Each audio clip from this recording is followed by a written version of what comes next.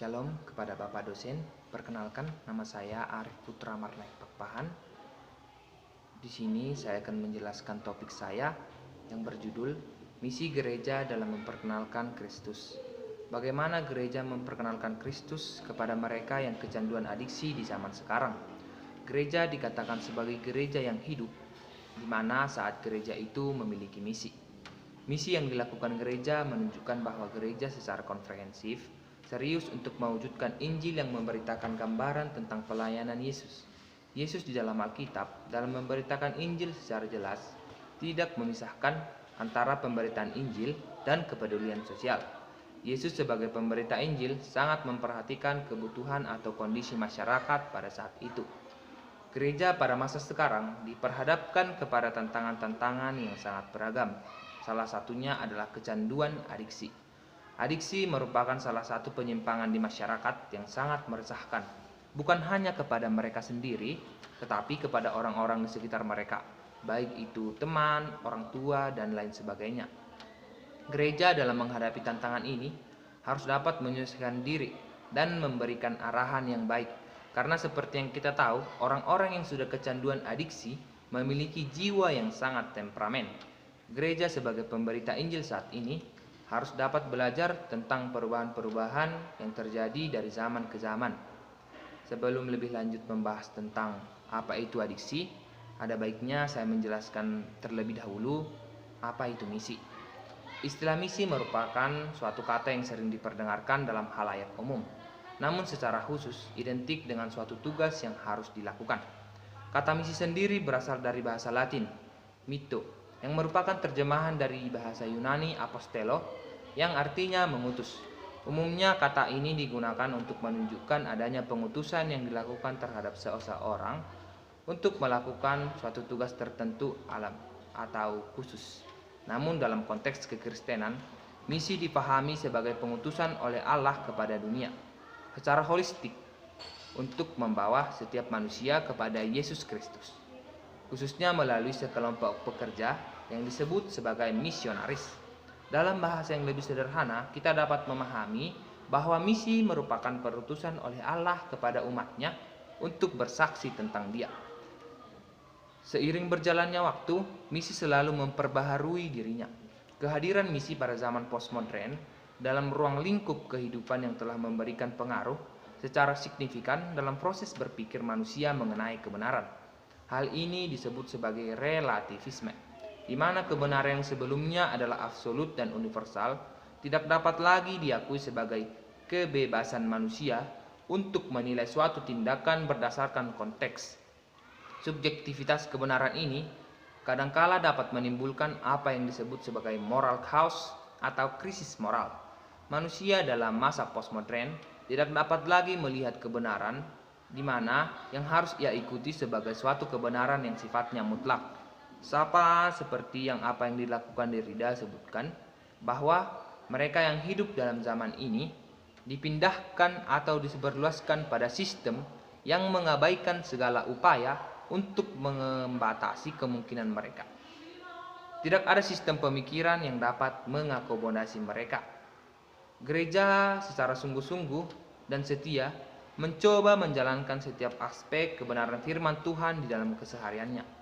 Memang itu bukan hal yang gampang, tetapi bukan tidak mungkin untuk dicapai. Pasti ada konflik dan pertentangan yang akan terjadi. Tetapi kalau kita semua mau setia dan tunduk bahwa kebenaran firman Tuhan semua menjalankannya, niscaya pertentangan itu dapat diselesaikan secara bersama-sama.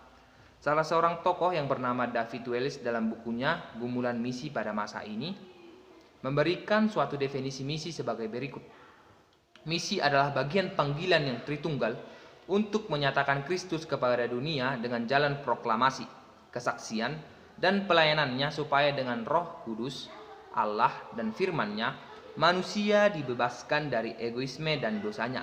Tindakan Allah dilahirkan kembali sebagai anak-anak Allah dengan jalan percaya akan Dia melalui Yesus Kristus yang diterimanya sebagai juru selamat pribadinya dan dilayani. Gereja sendiri sebagai organisme yang hidup merupakan karya Roh Kudus yang juga melibatkan peran serta orang-orang percaya Kebenaran gereja juga dipahami sebagai bagian dari dunia, bagian dari zaman yang berkembang, bagian dari suatu tempat di mana ia berada, dan bagian dari masyarakat dunia. Hal ini disebut juga dengan konteks. Gereja sebagai organisme yang hidup tidak bisa terlepas dari konteks. Artinya, gereja akan dapat terus hidup apabila gereja terus merespon konteksnya. Gereja perlu berdialog dengan konteksnya karena konteks senantiasa berubah. Dengan demikian, gereja dituntut untuk selalu dinamis, menyiapkan perubahan-perubahan yang ada, yang bertujuan agar gereja dapat menghadirkan damai sejahtera Allah untuk dunia. Shalom Allah untuk dunia ini. Setelah saya membahas tentang misi, kita lanjutkan pembahasan tentang adiksi. Adiksi atau kecanduan adalah perilaku ketergantungan pada suatu hal yang disenangi dengan hilangnya kontrol dan melakukannya secara terus-menerus. Istilah kecanduan awalnya dilakukan pada penggunaan obat-obatan atau alkohol. Namun seiring dengan berjalannya waktu, adiksi merambah kepada aspek-aspek lain, yaitu adiksi kekuasaan, kecanduan berjudi, dan masih banyak lagi. Yang pertama kita bahas adalah kecanduan kuasa. Pengertian kuasa secara sederhana dapat kita artikan sebagai suatu kemampuan untuk menguasai atau mempengaruhi orang lain untuk melakukan sesuatu, mengatasi perlawanan dari orang lain dalam mencapai tujuannya, khususnya untuk mempengaruhi perilaku orang lain. Negatif atau positifnya suatu kuasa tidak tergantung pada substansi kuasa itu, namun kepada perilaku diri sendiri. Apabila kuasa dilakukan oleh orang baik dan benar, maka konsekuensi dari penggunaan kuasa tersebut akan berujung pada hal yang positif. Sebaliknya, apabila kuasa dilakukan oleh orang jahat, maka konsekuensinya akan berujung pada hal yang negatif. Kecanduan kuasa secara sederhana dapat kita pahami sebagai suatu penyimpangan yang dilakukan oleh seseorang atau kelompok yang bertujuan untuk kepentingan dirinya sendiri. Misalnya dapat kita lihat pada zaman Orde Baru di mana Soeharto selalu melakukan penyimpangan-penyimpangan untuk mempertahankan kepemimpinannya selama 32 tahun. Selain itu, penyimpangan-penyimpangan kuasa juga sangat banyak ditemui pada zaman sekarang. Apabila kuasa telah menjadi kegemaran dan telah menimbulkan ketagihan bagi yang sering menggunakannya, maka kuasa itu adalah candu bagi dirinya. Inilah yang menyebabkan penyimpangan. Dalam hal ini, gereja sebagai pemberita misi Allah harus dapat mengatasi kecanduan yang dimiliki oleh si pemegang kuasa ini. Gereja secara serius harus memperkenalkan Yesus kepada orang-orang yang sudah kecanduan kekuasaan. Mungkin memang mereka sering ke gereja, membantu gereja dalam program-program yang membutuhkan biaya. Namun, mungkin mereka melakukan hal tersebut untuk menyembunyikan kesalahan-kesalahan mereka. Karena jika mereka benar-benar mengenal Kristus, mereka tidak akan jatuh ke dalam kecanduan akan kekuasaan tersebut. Yang kedua adalah kecanduan kepada zat-zat tertentu seperti narkoba, rokok, dan lain sebagainya. Kecanduan kepada zat adiksi adalah kecanduan kepada obat-obat terlarang, rokok, minum-minuman keras, dan lain sebagainya. Kecanduan kepada zat ini merupakan suatu hal yang lumrah di zaman modern sekarang. Pemberitaan di media sosial televisi selalu memberitakan tentang penangkapan orang-orang yang menyalahgunakan narkoba. Selain itu, para pengedarnya juga sangat sering ditangkap. Bukan hanya di perkotaan saja, kecanduan kepada narkoba juga sangat sudah sampai merambah kepada masyarakat di pedesaan. Kecanduan ini bukan hanya merugikan dirinya sendiri seperti yang sudah dibahas di atas tadi, namun orang-orang di sekitarnya juga sangat dirugikan. Selain kecanduan kepada narkoba, banyak juga orang kecanduan kepada rokok dan minuman keras. Di kampung-kampung, seperti di kampung saya sendiri, minum tuak sampai mabuk akan sering kita jumpai setiap malam. Jika dia tidak minum tuak, maka perasaannya akan selalu tidak enak, sama seperti mereka yang kecanduan rokok. Kalau di kampung, tuak itu adalah seperti minuman keras yang memabukkan. Dalam hal ini, gereja harus berperan di dalam menghadapi kecanduan yang dialami oleh seseorang. Gereja harus mencari tahu penyebab awal orang-orang tersebut dalam jatuh, yang orang-orang tersebut makanya jatuh ke dalam penggunaan adiksi tersebut. Kebanyakan orang yang menggunakan zat-zat tersebut adalah yang pertama sekali ingin mencari ketenangan atas masalah-masalah yang mereka hadapi. Misalnya perceraian, kehilangan sosok yang sangat disayangi, atau berasal dari keluarga yang broken home. Peran gereja dalam mengenalkan Yesus kepada mereka yang sudah jatuh kepada kecanduan ajat-ajat adiksi ini dapat dilakukan dengan mempastorali mereka. Gereja mengenalkan Kristus sebagai penyelamat yang akan membantu mereka keluar dari kecanduan kepada hal-hal negatif tersebut. Gereja harus menanamkan dalam hati mereka bahwa dalam menghadapi masalah, mereka harus pergi menjumpai Kristus, bukan mencari ketenangan kepada hal-hal yang merugikan diri mereka sendiri. Memang permasalahan itu akan hilang, tapi itu hanya sebentar, bersifat sementara. Tetapi kalau mereka pergi kepada Kristus, mereka akan mendapatkan kenikmatan yang selama-lamanya. Memperkenalkan Yesus kepada mereka yang kecanduan adiksi. Gereja dapat memperkenalkan Kristus kepada mereka yang kecanduan dapat dilakukan dengan cara edukasi. Salah satu cara yang dapat dilakukan gereja adalah mengikuti pengajaran yang diberikan oleh suatu perkumpulan alkoholik anonimus yang dulunya para orang-orang di situ adalah orang-orang yang dulunya kecanduan alkohol. Yang pertama, mereka mengatakan bahwa dalam menghadapi orang-orang yang alkoholik harus memberikan kesadaran kepada mereka. Kesadaran itu yang pertama, orang itu harus mengakui bahwa dirinya tidak berdaya kepada alkohol, sehingga hidupnya menjadi tidak terkendali. Tapi tiba pada keyakinan bahwa kekuatan yang lebih besar dari diri mereka sendiri, atau kita bisa bilang diri kita sendiri, mampu mengembalikan kita kepada kewarasan. Kewarasan di sini maksudnya keluar dari zona itu, membuat keputusan untuk mengalihkan niat dan kehidupan kita kepada Tuhan sebagaimana kita memahami Tuhan. Membuat inventaris moral diri kita sendiri secara penuh, seluruh, dan tanpa rasa gentar. Yang kelima, mengakui kepada Tuhan dan kepada diri kita sendiri serta kepada manusia lain bahwa kita mempunyai kesalahan-kesalahan di masa lalu. Menjadi siap secara penuh agar Tuhan menyingkirkan semua kecacatan karakter kita. Yang ketujuh, dengan rendah hati memintanya menyingkirkan kelemahan-kelemahan kita. Yang kedelapan, membuat daftar-daftar orang yang sudah kita sakiti dan menyiapkan diri untuk menebusnya kepada mereka semua. Yang kesembilan, menembus kesalahan kita secara langsung kepada orang-orang tersebut bila mana memungkinkan, kecuali bila melakukannya akan justru melukai mereka atau orang lain. Yang kesepuluh, secara terus-menerus melakukan inventaris pribadi kita dan bila mana kita bersalah, segera mengakui kesalahan kita. Melakukan pencarian melalui doa dan meditasi untuk memperbaiki kontak sadar kita dengan Tuhan sebagaimana kita memahami Tuhan.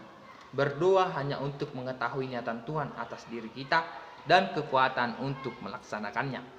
Yang terakhir, setelah memperoleh pencerahan pribadi sebagai akibat dari langkah-langkah ini, kita mencoba membawa pesan-pesan ini kepada orang-orang pecandu lain untuk mereka menerapkan prinsip ini dalam keseharian mereka. Gereja sebagai tubuh Kristus dapat memberikan edukasi yang baik kepada mereka yang kecanduan agar meninggalkan sesuatu yang salah tersebut. Gereja harus mempunyai misi untuk mengatasi permasalahan-permasalahan tersebut.